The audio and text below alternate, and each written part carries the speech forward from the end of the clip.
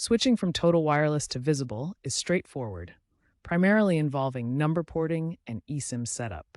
Port in is transferring your existing Total Wireless number to Visible, usually taking 1 to 48 hours. Since both use Verizon's network, compatibility is high. Visible uses eSIM, a digital SIM, for activation, offering faster setup. Check your phone's compatibility on Visible's website or app. You need to be an active Total Wireless customer without outstanding balances. The process starts at visible.com.